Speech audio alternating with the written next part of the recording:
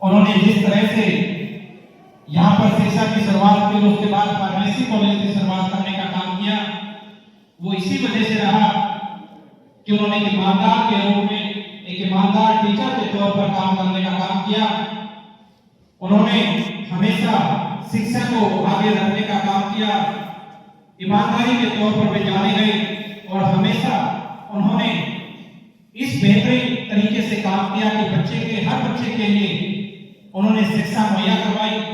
अगर किसी भी वक्त में उस समय पर अगर पैसे देने के लिए फीस नहीं होती थी, फीस के लिए पैसे नहीं होते थे, तो उन्होंने बिना फीस के बच्चों को पढ़ाने का काम किया कि जब आपके पास पैसे हो तब भेज देना, लेकिन बच्चे को पहले भेजना है। इस जुनून के साथ जब उन्होंने कार्य किया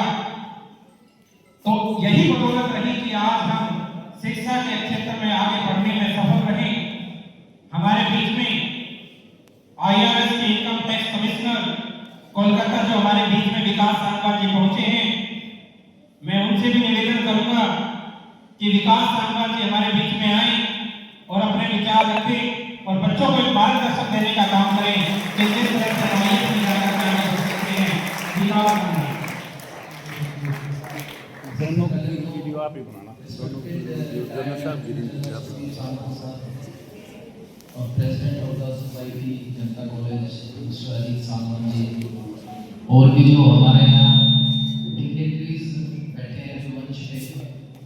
और जो अभिभावक, जो पेरेंट्स हैं, जो गांव से खास से हमारे बड़े बुजुर्ग दादा चाचा ताऊ आए हैं, हमारी माताएं हैं, बहनें हैं, बच्चे हैं, जो हमारे टीचर्स हैं, सबको मेरा नमस्कार and very good afternoon to everyone.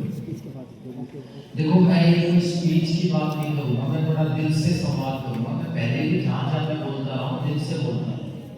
और मुझे तो आज सुबह हमारे परिवार के देवेंद्र जी कह रहे थे जितना जोश उस बाफर में दिखाया था उससे ज़्यादा दिखा रहे थे। मैं कहा चलो कोई नहीं, मैं चर्चा करूँगा। तो मैं अपने जो मेरा जो वार्तालाप है मैं 3 हिस्सों में उसको रखूँगा। सबसे पहले तो मैं बात करूँगा जो हमारे परिवार के बड़े बुजुर्ग हैं, जो हमारे माता पिता हैं बच्चों के, उनके सबसे पहले। फिर मैं बात करूँगा जो हमारे टीचर्स हैं उनसे, और फिर बात करूँगा बच्चों से। बच्चों से जब मैं बात करूँगा तो अपनी बात भी करूँगा। तो मेरा इंट्रोडक्शन तो मैं बच्चों से बात करूँगा जब दूँगा। सबसे पहले तो मैं जो हमारे पेरेंट्स हैं, जो बड़े बुजुर्ग हैं, उनको कुछ एक सच्चाई से अवगत करना चाहूँगा। देखो, 2 बार या तो हम वो कहते हैं ना, बोला बिल्ली को जैसे आँख बंद कर ली, कुत्ते ने नहीं देखा, वो कुत्ता है ही नहीं, कुत्ता तो शाम है खा भी डाला। तो अब जो बात और जो लड़ाई जो शिक्षा की हुई है ना, वो एक अलग स्तर पे जा चुकी है।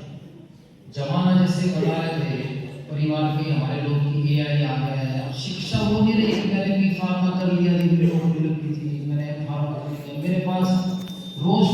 बोला छोरा ना कहीं ना चिपवा मैं चिपवा भाई चुपवा खाओ देश सीधा अपने प्यार में मोल ले क्यों राजा जो बड़ा परिवार में पैदा हो रहा है ये मोल ले बड़ा पूरी गांव में आज जो स्थिति है मैं बता सकता हूँ मैं गांव जाता हूँ बहुत गंभीर स्थिति है मैं इसमें हम कुछ भी मानना चाहिए मैं बहुत दोष नहीं दे रहा है किसी मैं तो आप परिवार के साथ बैठे हूँ जिम्मेवारी आपके कंधों की है जिम्मेवारी हमारे जैसे कंधे की है जो यहाँ से शिक्षा लेके गए हैं अगर हम आंख बंद करके बैठे रहो यहीं से तो फिर वो भी कोई समाधान नहीं है आना तो समाधान नहीं आखिर चाहे हमारे चिता पे आना पड़े चाहे वैसे आना पड़े आना तो समाज में है तो क्या मैं आपको ये बताना चाह रहा था कि जो आंदोलन की स्थिति अब आ गई है और शिक्षा को अगर हमें लेके जाना है जो पहली हमारी पीढ़ी है ना जो गांव का किसान है गांव का जो गरीब बच्चा है वो अगर कई पीढ़ी से मिला क्या क्या है ना उसको अगर रोजगार नहीं मिला शिक्षा लेके तो वो फिर परिवार ही एकदम खत्म हो जाएगा मैं देख रहा हूँ जो लोग शहर में चले गए जिनकी एक पीढ़ी अच्छा कर रही है वो बच्चे तो निकल जाते हैं आगे वो प्राइवेट में चला गया कोई नहीं चला गया लेकिन वो परिवार आज भी रह जाते हैं जो गाँव में गरीब किसान का बच्चा है जो गरीब उसका परिवार है वो रह जाता है तो मैं जो बताना चाह रहा हूँ ये बताना चाह रहा हूँ कि उस परिवार को कैसे आगे लाया जाए उसमें आप लोगों का बहुत बड़ा रोल है आपका रोल है जो आपके प्रतिनिधि है उनका रोल है जो माता पिताओं का रोल है उन बच्चों को आपको मोटिवेट करना है भाई शिक्षा लो पढ़ो वो टाइम चला गया चिपक का टाइम था चिपका दो उसमें चिपका दो एक वो टाइम चला गया मैं आपको बताऊँ बड़ा स्पष्ट रूप में मैं बता रहा हूँ आपको किसी को बात अच्छी लगे चाहे बुरी लगे जो हम अपने लेवल पे कर पा रहे हैं कर रहे हैं उसका जिक्र भी करूँगा बाद में तो सबसे पहले तो ये बात है कि आप लोगों को अपने बच्चों सही दिशा में ले जाना बहुत जरूरी है बच्चे का मन भटक जाता है माँ भी भटक जाता है उसको करके तो बोले पिता देना मैं 8 लूँगा बोला क्यों ले 8 गाड़ियाँ भी 8 में जाएगा पढ़ना भी जाएगा बोले तेरा मारो मत तो माँ बाप का बहुत बड़ा रोल है माँ बाप को पता होना चाहिए कि बच्चे को किस लाइन में ले जाना है क्या कैरियर काउंसलिंग चीज होती है आज गाँव में पता ही नहीं हमें पता ही नहीं था जब हमें पता लगा तो आज देखो कितने बच्चे निकल के आ रहे हैं हमने एक हॉस्टल शुरू किया जीवाई के ग्रामीण युवा के उसमें मैं आपको बताता हूँ जो बच्चा एग्जाम प्रिलिमिनरी या जो उस स्टेज पे बच्चा क्लियर कर जाएगा उसको हम वहाँ मदद करते हैं मेंटरशिप का प्रोग्राम है एक बच्चा निकल के जाता है दूसरे बच्चे को गाइड करता है उससे वो कितने बच्चे आईएएस में निकल रहे हैं हमारे डिस्ट्रिक्ट से 2 बच्चे थे आज देखो आप हरियाणा में देखते हो 15-15 बच्चे 20-20 बच्चे निकल रहे क्यों निकल रहे आप जब अच्छा दूसरा जो आप तैयारी उस चीज की करोगे ना तो आप नीचे की नौकरी तो एक नहीं 4 पकड़ोगे 4 छोड़ोगे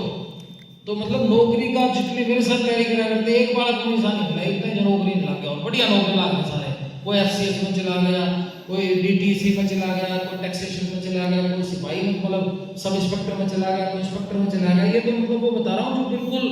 हर बच्चा लग गया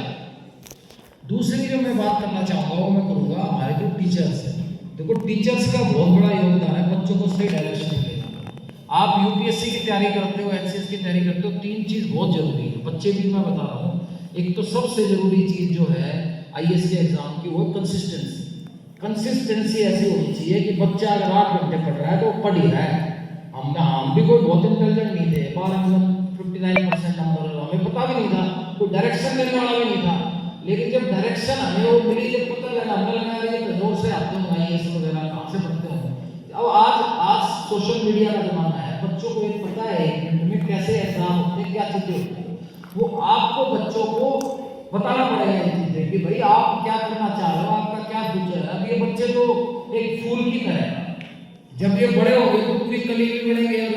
उसके बाद पेड़ भी बढ़ेंगे तो आज से अगर हम उनको सही डायरेक्शन में गाइड करेंगे कि तुम्हें कैसे क्या करना है तो ये बच्चे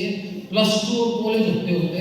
उस लेवल पे आ जाएंगे कि नौकरी पाना इनके लिए तो मुश्किल नहीं रहेगा और मैं आपको आज बताता हूँ हमने आईएएस का एग्जाम देकर देखा है हम आईएएस के एग्जाम में भी जो बच्चे 8वीं से पढ़ते हैं ना वो ही एनसीईआरटी की कुछ दोबारा पढ़नी पड़ती है हमने भी पढ़ी जब कॉलेज में जाने के बाद जब हमने तैयारी शुरू करी हमने 2004 में तो मैं गया बोले भाई क्या पढ़ना है बोला एनसीईआरटी पढ़ो एनसीईआरटी पढ़ो मैं गया तो 8वीं में पढ़ा बोला 8वीं से 12वीं तक की एनसीईआरटी पढ़ो ज्योग्राफी की पढ़ो कॉन्स्टिट्यूशन देखो वो सबसे जरूरी क्योंकि वो बेस है वो हमें दोबारा पढ़नी है ये मैं पेरेंट टीचर्स को बताना चाह रहा हूँ कि बच्चों को शिक्षा में ये नहीं करना इसमें आज नंबर की कोई वैल्यू नहीं रही माम लोगों को 99% लिया हो जो 18 लिया 60% वाला भी वो बच्चा 18 वाला ही जो आपकी जीवन है ना वो एक मैराथन रेस है वो मैराथन का आखिरी राउंड होते हैं इंपॉर्टेंट है कौन बात है पहले बच्चे को आप बुराए जाओ आखिरी में दिलाओ तो उसका क्या फायदा? बच्चे के अंदर एक बेसिक इंटेलिजेंस होना बहुत जरूरी है, रादर देन मार्क्स। उसकी जिज्ञासा क्या होनी चाहिए, पंखा कैसे चलता है, कूलर कैसे चलता है, एसी कैसे चलता है, एरोप्लेन में क्या थ्योरम है जिससे वो एरोप्लेन उड़ता है, क्या बर्नौली थ्योरम है, ये चीजें जानना बच्चे के लिए बहुत जरूरी है, आगे जाके करनी पड़ती है हमेशा। तो टीचर्स का बहुत बड़ा रोल है कि 11th-12th में जो फिजिक्स बच्चे पढ़ रहे हैं उनके क्या थ्योरम है, उनको कैसे उस चीज को उनके अंदर ऐसे घोट के डाल देंगे भूले ना, ताकि वो आगे जाके काम आए। दूसरा, बच्चों में आपको भी बताना चाहूंगा कि बेसिकली क्या है कि जो हम भी बच्चे थे, मन कब लगता था, ये हुआ, कैसा हुआ, क्या हुआ, लेकिन आगे जाके आपको ये सारी चीजें जानना है। तो मैं आपको बता रहा हूँ, जो आपके बुक्स है ना, उनके नोट्स बनाओ, चाहे कुछ भी करो, उनको क्लीन हो बिल्कुल। आपके जब मैं पता है मैं कैसे तैयारी करता था, सुबह उठता था, कॉन्स्टिट्यूशन का मैप लगा देता था, आर्टिकल 1 क्या, आर्टिकल 2 क्या, आर्टिकल 400 आर्टिकल थे, 400 एक मैप आता था, उसमें लिख देता था। रोज सुबह क्या करता था, उठा, ब्रश कर रहा हूँ, 10 आर्टिकल देख लिए, नजर में निकाल लिए, अगले दिन फिर 10 देख लिए, फिर 10 देख लिए। वो मेरे पढ़ाई के साथ साथ हो रही है, उसके लिए मेरा एफर्ट भी नहीं लगा, लेकिन वो ऐसे टूट गया आर्टिकल, मेरा पेपर में कोई पूछ गया आर्टिकल, नींद में उठा लिया आपका ये होगा। और आज भी मुझे याद करते हो आर्टिकल 16 क्या है, 17 क्या है, फंडामेंटल राइट क्या, डायरेक्टिव प्रिंसिपल क्या, तो ऐसे बैठ के दिमाग में। तो इस तरह से आपको अपना पढ़ाई करनी पड़ेगी। तीसरा क्या है, जो मैं अपनी बात बता रहा था आपको, मैं आता हूँ अंतिम पढ़ाओ। देखो, हम तो डोगी गांव से निकल के, हमारे दादाजी किसान थे, वो निकल के हमारे पिताजी बैंक में मैनेजर बने, तो हमें शहर में लेके चले गए भिवानी में। वहाँ माहौल को शिक्षा का बहुत अच्छा तो नहीं था, हम जा रहे थे तो गाँव जैसा सही माहौल था। लेकिन हम जब कॉलेज में गए, कॉलेज के बाद जब बाहर निकले, जब हमें समझ में आया यार ये तो हमने टाइम बहुत वेस्ट कर दिया। अगर हम ये चीज़ जो पढ़ रहे हैं, अगर हम जब 9वीं 10वीं से कर लेते, अगर 1 घंटा देते, तो आज हमने 12 घंटा निकाल। तो मैं वो आपके घंटे बचाने के लिए आपसे मैं आग्रह कर रहा हूँ कि आप वो घंटे बचाओ। और जो मैं अपनी संस्था के लिए बता रहा था कि ग्रामीण युवा केंद्र जो हमने शुरू कर रखा है, वो तो चलो बहुत लेटर स्टेज पे जब आप बड़े हो गए और आप अपना एग्जाम वगैरह लिखोगे, उस समय कहीं ना कहीं हो सकता है आज हमने 3 हॉस्टल है तो वो आगे जाकर 30 भी हो जाए, उसमें सबका सहयोग लगेगा। लेकिन उसके अलावा मैं एक वेबसाइट भी बहुत जल्दी अभी लॉन्च करूंगा, मार्गदर्शन नाम से। उस पर क्या है, हम लोग चूंकि बार बार आना नहीं हो पाता, जैसे कलकत्ता से यहाँ है या बल्कि दिल्ली से भी आना हो पाता, तो उसमें शनिवार या इतवार को जो पेरेंट्स होंगे या जो बच्चे होंगे जिनके सवाल होंगे, कैरियर काउंसलिंग पे होगा, कोई 10वीं में बच्चा है उसको क्या करना चाहिए, वो कोई हमसे डिस्कशन करना चाहेगा। वो मेरा बेसिकली एक प्रोजेक्ट है कि how to connect the bureaucrats to the roots. जो ऑफिसर्स गांव से निकल के गए उनको कैसे गांव में जोड़ना है। अब बच्चा चला जाता है, उसके बाद वो गांव से दूर जाता है, तो गांव वाला उसको कभी नहीं ज्यादा छेड़खानी हो जाएगी, अफसर बन गया ब्रांड के लिए मारेगा। तो ऐसा कुछ नहीं है, उन बच्चों के अंदर आज भी अंदर से ये भावना है कि गांव के लिए क्या हम कर सकें, क्या नहीं कर सकते। उनकी एनर्जी बहुत है, उनको चैनलाइज कैसे करें गाँव हमारा। तो उसका हम एक माध्यम बनाएंगे जिसके थ्रू आज प्रेजेंस नहीं हो सकता, तो कम से कम स्कूलों में वीडियो कॉन्फ्रेंसिंग के थ्रू, गूगल मीट के थ्रू शाम को रात को तो एक प्रयास शुरू करेंगे। कितने सक्सेसफुल होते हो तो पता नहीं, लेकिन अपना काम तो करके जाएंगे ना, जो मन में है वो तो करेंगे पूरा। तो इसी बात के साथ मैं अपनी वाणी को विराम देता हूँ। और कोई भी बच्चा यहाँ किसी प्रकार की कोई पेरेंट्स से कोई है, कोई हमारे बड़े हैं, कोई भी बात वगैरह मतलब सब जगह है, आप कोई भी किसी प्रकार का कोई चर्चा डिस्कशन करना चाहें तो मोस्ट वेलकम, मुझे बड़ी खुशी होगी। और इसमें थोड़ा सा मेरी एक मदद आप लोग कर दो, ये मेरी गारंटी है, चीज़ें बहुत अच्छी हो जाएगी। इसमें खापों को भी आगे रखिएगा, क्यों नहीं हमारी खाप एक स्कूल बनाती है बच्चों, क्यों नहीं हमारी जितनी भी खापें हैं एक स्कूल का बीड़ा उठा लो, उस स्कूल का बीड़ा आपको चंदे की कमी, आप स्कूल बनाओ, उसके एडवाइजरी बोर्ड पे आप अफसर बोलो तो आपके यहाँ से निकल के गए। आज हम क्या करते हैं, प्रिंसिपल रखते हैं, सारी चीज रखते हैं। अब जब आप एडवाइजरी बोर्ड को बच्चों को लोगे ना, उनको पता है भाई आप इनको से क्या पढ़ना है, वो ये चीज कराओगे। भाई आप एक बात करो, कितने बच्चे हैं, कितने टीचर्स हैं यहाँ जो सुबह सुबह बच्चों को 1 घंटा या आधा घंटा अखबार पढ़ाते हैं, बताओ। मुझे तो नहीं लगता किसी स्कूल में होता हो, और वहाँ जाके सब यही करना पड़ता है। कितने स्कूल हैं हमारे देहात के या जो स्कूल जो हमारे शहरों के भी है, जो 1 घंटा अखबार के ऊपर डिस्कशन करते हैं, कोई नहीं करता। आप बच्चों को पढ़ाओ ना सुबह सुबह आधा घंटा अखबार, भाई इंग्लिश का अखबार आप पढ़ो रोज, इसमें देखो आज रशिया के साथ हमारा क्या रिलेशन है, अमेरिका के साथ क्या है, क्या चल रहा है, क्या नहीं चल रहा, फॉरेन पॉलिसी क्या है हमारी, कैसे चलता है, उस पर बच्चों को डिबेट करने तो बाद में बात करने वो सीखेगा बच्चा कुछ।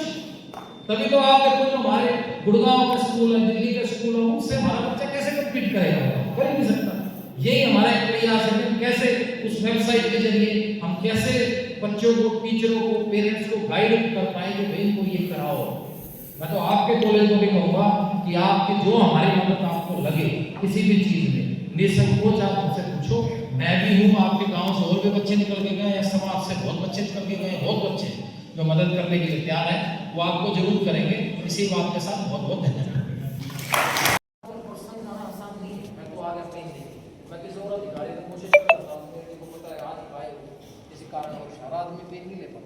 तो क्या है कि अगर हम एक ऑनलाइन माध्यम के जरिए, टेक्नोलॉजी के माध्यम से यहाँ स्क्रीन चल जाए और मान लो मैं भी आ गया, 20 मिनट बच्चे हैं, आप ये कहते हो जी 10वीं के बच्चों को आप कैरियर गाइडेंस को कैसे करना चाहिए, तो मैं आपको गारंटी दे सकता हूँ, आप देखना अगले 4, 5, 6 साल में बच्चे निकल के आएंगे यहाँ से, समाज से। और ऐसा नहीं है, नहीं इसमें कोई रॉकेट साइंस नहीं है, कोई भाई IAS का पेपर, सारे बालक आजकल गरीब परिवार से जो अपना EWS का कोटा है, आज तक इकोनॉमिक सेक्शन में बच्चे निकल के आ रहे हैं, खूब निकल के आ रहे हैं बच्चे। और वैसे भी बच्चे अपने सामान्य सिस्टम से भी निकल के आ रहे हैं, तो मेहनत कर रहा है बच्चा। बस क्या है कि हम डायरेक्शन नहीं दे पाते। जैसे टीचरों का रोल क्या है, अगर आप किसी बच्चे को देखते हो, ये बच्चा इंटेलिजेंट है, इंटेलिजेंट का मतलब ये नहीं सिर्फ नंबर आने चाहिए, उसके जिज्ञासा कितनी उस बच्चे ने, क्या सीख रहा है, उस बच्चे को आप आइडेंटिफाई करो, उसके पेरेंट्स को बताओ आप कि भाई ये बच्चा आपका अच्छा कर सकता है, आप इसको अभी सिर्फ ठीक लाइन दो। उस बच्चे को एक आदत बनाओ नोट्स प्रिपेयर करने की। ये देखो UPSC HCS की एडमिनिस्ट्रेशन की तैयारी करना भी एक कला है, इसमें ऐसा नहीं है हमने भी तैयारी, हमने कुछ नहीं बताता, हम तो कूद गए, बस कूद गए। तो मेरे तो इतनी समस्या होगी, मदर के ब्लड कैंसर भी होगा, उस टाइम तैयारी करा करता है, जब इकलौता में लड़का, मेरे बड़ी परेशानी हुई है, तो परिवार में भी सारा डिस्टर्बेंस हो गया और हो गया। लेकिन हम रुके नहीं, क्योंकि जिस पृष्ठभूमि से आते हैं ना, गाँव के जो पृष्ठभूमि से आते हैं, तो किसान परिवार तो है, तो फिर रुकना नहीं। मैंने कहा भाई तो देखी जाएगी, या तो बाबा रेल में या जेल में, तो भाई अपना जोर लाओ है पूरा। समाज भी हर तरह का है, कहते कई बार मेरे पिताजी ने कहते लहरियो छोरा देखे के देखे मैं ड्रग्स ड्रग्स लेने लग गया होगा, सूखे नशे करता होगा, छोरी ने बजा ले जाने, देख लियो आजकल दिल्ली में तो ऐसा चल रहा है। तो वो हर तरह के आदमी आएंगे। आप अपने टारगेट को, बच्चे को अपना टारगेट जो दिशा है ना, पेरेंट्स का बहुत बड़ा रोल है। मेरे मदर कहते थे, बोला भाई कोई बात नहीं, कम करेगा तो इसका जीवन है, तुम्हारा तो लकड़ लिया जो लकड़ना था यो जाना। तो हम उस दिशा से नहीं भटके। परिवार है, आपसे मुलाकात हुई, दोनों से आप परिवार है, इकट्ठे बड़े हुए, अच्छा परिवार है हमारा, फैमिली को हम इकट्ठे बड़े हुए। अच्छा सेम जीरो 49 क्या नंबर आता है, सेम। अच्छा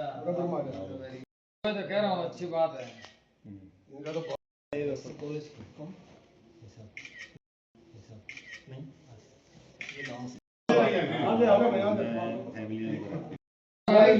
नहीं को देंगे ये, नहीं इन बच्चे दे दो आगे बढ़े।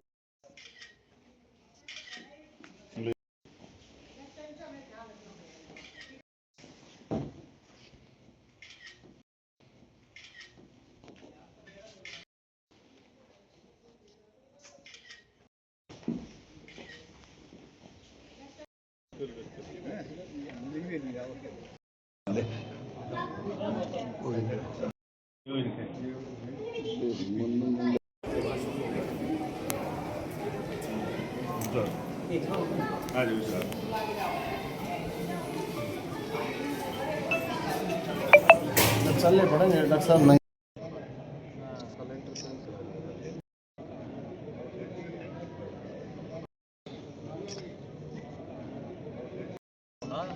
सर अभी आप लोगों की गाइडलाइन बंद कर लो बस, आप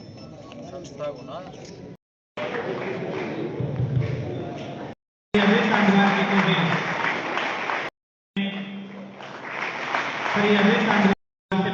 उनका भी हम हार्दिक रूप से स्वागत करते हैं। असिस्टेंट प्रोफेसर AKU करके सम्मानित करने का